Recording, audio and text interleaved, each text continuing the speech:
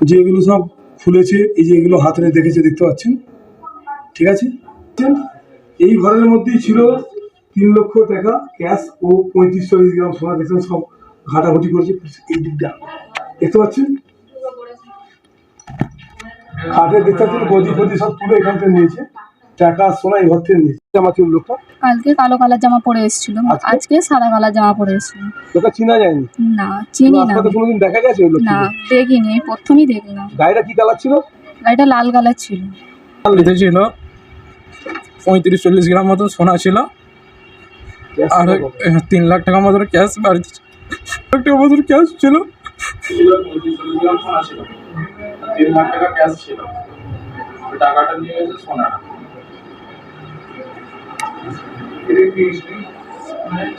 Habib media ও শেয়াগালা TV, আমি শেখ হাবিব রয়েছি আপনাদের সঙ্গে। আমি এই মুহূর্তে উপস্থিত আছি হুগলির জাঙ্গিপাড়া থানার অন্তর্গত ফুলপাড়া পঞ্চায়েত এলাকা বাগচা, সিপাইগাছি বাগচা একেবারে গ্রামে আছি, মসজিদতলা বা মসজিদতলার সামনে আছে। এখানে জ্ঞানী মণ্ডলের বাড়ি, এই যে দেখতে পাচ্ছেন বাড়ি, এই বাড়ির 2টি দোর আছে, একটা পিছন দিক দিয়ে একটা সামনের দিক দিয়ে।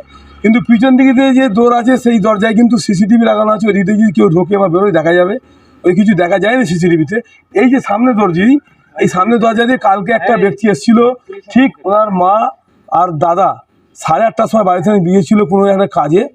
সেই সময় ঠিক ঘণ্টাখানেকের মধ্যে এক ব্যক্তি আসে, এসে কিন্তু এদের বাড়িতে ঢুকে বলে যে তোমার মা বাবা কেউ আছে বা দাদা আছে? বলো না, নাই, এরা কাজে গেছে। আমি দুতলায় যাবো, বলছে না যাওয়া যাবে না, চলে যায়। আজকেও আবার ঠিক 9টার সময় ওর মা আর দাদা এখান থেকে কাজে যায় কোনো একটা কাজে। সেই সময় সেই ব্যক্তি কালকে এসেছিলো কালো জামা, আজকে এসছে সাদা জামা। ঠিক গাড়ি বাইরে রেখে আবার যে ওই দরজা ঠোকাবার মেয়েটা বাইরে বেরোয়, বেরোয়ার পর জানলা দিয়ে বলে যে কি হলো? বলে আপনার দাদা বা মা বা দাদু কোথাও আছে? বলো নেই, কাজে গেছি। সেই সময় লোকটা বলে উপরে যাও, বলছে না যাওনি। তখন মেয়েটি আবার জানলা দিয়ে দেয়। তখন হয়তো কে বা কারা এর মধ্যে ষড়যন্ত্র বুঝে যাচ্ছে না, কে আছে এর মধ্যে জড়িত। ঠিক যে সময় ও দাদা আর মা যাচ্ছে কোনো কাজে, সেই সময় কোনো এক ব্যক্তি আসছে, তাছাড়া অন্য সময় আসছে না, তারা থাকায় এর মধ্যে কিছু একটা চক্রান্ত আছে, কিন্তু বুঝে যাচ্ছে না। পাড়ার লোক যদি কেউ না সয়ে থাকে কিন্তু চুরি হবে না, পাড়ার গোয়েন্দা না থাকে চুরি হয় না। কিন্তু আমি যে জায়গাটা দেখাবো, যে দেখতে পাচ্ছেন এদিকটা হচ্ছে ধনপুতা যাচ্ছে, আর এদিকটা হচ্ছে আপনার সিপাইগাছি থেকে আসছে।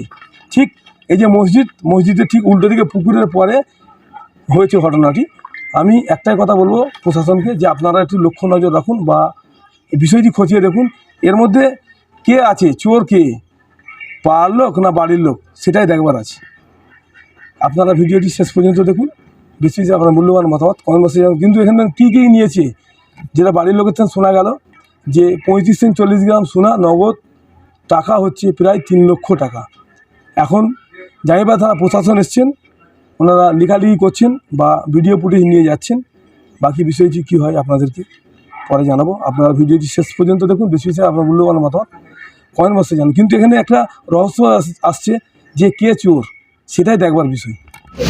এটা কিন্তু দুতলা বাড়ি, দুতলা সিঁড়ি দুদিক দিয়ে আছে, ঠিক আছে, একটা সাইড দিয়ে একটা ঘরের ভিতর দিয়ে, কিন্তু বাইরে দিয়ে সম্ভবত হয়তো উঠেছে। দেখতে পাচ্ছেন উপরে উঠে দুটো ঘরে, একটা ঘরে আলমারি ভেঙেছে, সব আলমারি দেখতে পাচ্ছেন লন্ডখণ্ড করেছে। আরও একটা ঘরে কিন্তু ঢুকে গদি ফদি সরিয়ে কিন্তু এখান থেকে নিয়েছে ওই 3 লক্ষ টাকা 40 গ্রাম সোনা। হ্যাঁ, এটা আমাদেরই বাড়ি। আমার আব্বার নাম কি? আমার আব্বার নাম শেখ আলিমুদ্দিন মণ্ডল। আচ্ছা, তোমার মায়ের নাম? আমার মায়ের নাম সাবিনা বেগম। ভাইটা যে ছিল, দাদা না ভাই? শেখ সাইফুদ্দিন মণ্ডল। কি হয়েছে কাল ঘটনা? কালকে আমার দাদা আর আমার আম্মাজি বাইরে যাওয়ার সময় গেছে যখন 8:30 9টা, তার 1 ঘন্টা বাদে একটা লোক এসেছিল। তো আমি ঘরেই ছিলাম, ঘরে এখানটায় ডাকতে আমি বাইরে এখানে জানালাটা খুলে, হ্যাঁ জানালাটা খুলে কথা বলেছি। কি কথা বললো লোকটা? জিজ্ঞাসা করছিল যে তোমাদের জমি আছে যে রাস্তার ধারে স্টোরের পাশে? তো আমি হ্যাঁ আছে, একটা কথা বলার আছে, তোমাদের কাউকে ডেকে দাও। তো আমি বললাম বাড়িতে কেউ নেই, বলছে দাদাজি আছে। হ্যাঁ আছে, দেখতে হবে তাহলে, দাঁড়াও। তো আমি ওপরে গেছি, দাদাজিকে দেখতে পাইনি বলে। কোন দিক দিয়ে গেলে উপরে? ভিতর দিকে? এই সাইডে, আমাদের এই সাইড দিয়ে আছে। আচ্ছা, যে তখন কোথায় ছিল কি লোকটা? হ্যাঁ, যখন উপরে গেলে এই বাইরেটাই ছিল। মানে বাইরে, সদরের বাইরে দাঁড়িয়ে ছিল? না না, এখানেই দাঁড়িয়ে ছিল? হ্যাঁ, এখানেই দাঁড়িয়ে ছিল। তারপরে এসে আমাকে আমি বললাম যে দাদাজি নেই, ওপরে যাই। বলছি না দাদাজি নেই, পরে আসবে। তো লোকটা চলে গেছিলো। আচ্ছা, তারপর তারপরে কাল আবার কখন হয়েছে ওটা? তার 1 ঘন্টা পরে।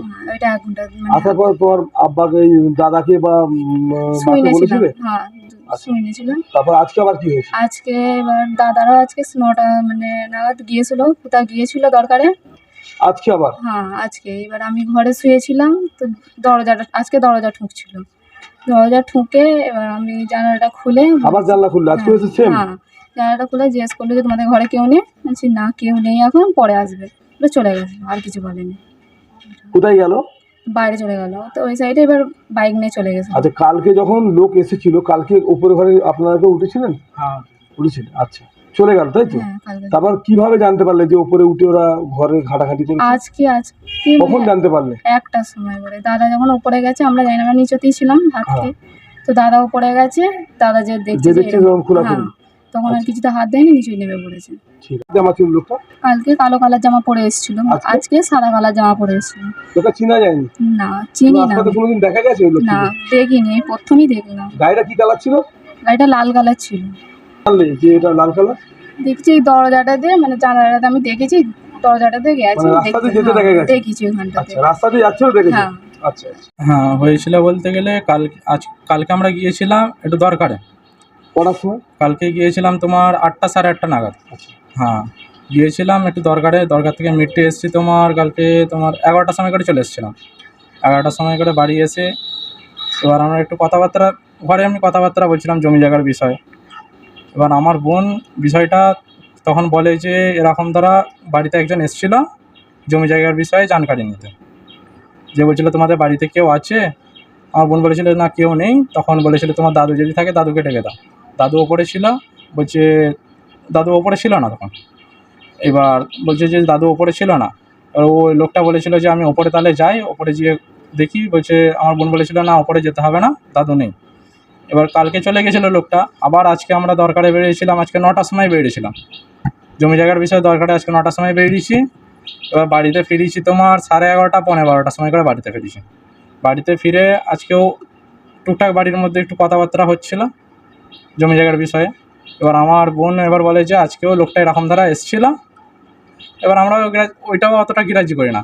তারপরে 1টা নাগাদ যখন 1টা বেজে যায়, হ্যাঁ, এবার খাওয়া দাওয়া করে এবার আমি ওপরে যখন উঠি, ওপরে উঠে দেখি দুটো ঘর পুরো একদম ছিন্ন বিচ্ছিন্ন করা আছে। তালা মারা ছিল না? ঘরে তালা মারা ছিল না। ওপর ঘর উপরে? হ্যাঁ, 2তলার ওপরে। দুটো ঘর এমনিতে খোলাই থাকে সবসময়, তালা মারা থাকে না। এবার পাশে, হ্যাঁ, এই বাড়িটার 2টো গেট। একটা গেট দিয়ে আমরা আমরা ওঠা লাভা করি, আর একটা গেট আছে আমার চাচাদের, ওটাতে ওঠা লাভা করি। ওই দিকের গেটটা সবসময় প্রায় খোলা থাকে, মাঝে মাঝে তালা দেওয়া থাকে। এবার ওপরের ঘরগুলো দেখি পুরো একদম তছনছ হয়ে আছে। তারপরে আমার আম্মাজিকে সঙ্গে সঙ্গে শোনাবার পরে এবার পাড়ার লোককে অনেক সবাইকে জড়ো করি যে এরকম দ্বারা ব্যাপার, ঘরে তোমার সব কিছু একদম ছিন্ন বিচ্ছিন্ন করা আছে। তৎক্ষণাৎ আবার পুলিশকে ফোন করে জানাই। পুলিশকে ফোন করে জানাবার পরে পুলিশ বললো যে আমরা আসছি। এখনও পর্যন্ত কোনো জিনিসে আমরা কিছু হাত দিইনি। আচ্ছা, কি গেছে আপনাদের ঘর থেকে? হ্যাঁ, তারপরে এখানে পুলিশ একজন, এখানে তোমার হাবলদার কে আছে, সিনে আসার পরে সিভিক কে আছে, সিভিক আসার পরে হ্যাঁ, তানাকে নিয়ে যেয়ে ওপর ঘরগুলো চেক করা। ওপর ঘরগুলো যখন চেক করি, তখন ওপর ঘরে কি ছিল আপনাদের? কি গেছে, কি নিয়ে গেছে মনে হয়? আমাদের বাড়িতে ছিল 35-40 গ্রাম মতন সোনা ছিল, আর 3 লাখ টাকা মতন ক্যাশ বাড়িতে, 1 লাখ টাকা মতন ক্যাশ ছিল বাড়িতে। 3 লাখ টাকা মতন ছিল, সোনা ছিল। আমার এইটুকু প্রশাসনের কাছে আবেদন, এই টাকাটা, সোনাটা যেন আমাদেরকে একটু ব্যবস্থা করে দেয়। আমরা খুবই গরিব মানুষ, আমার বাবা নয়।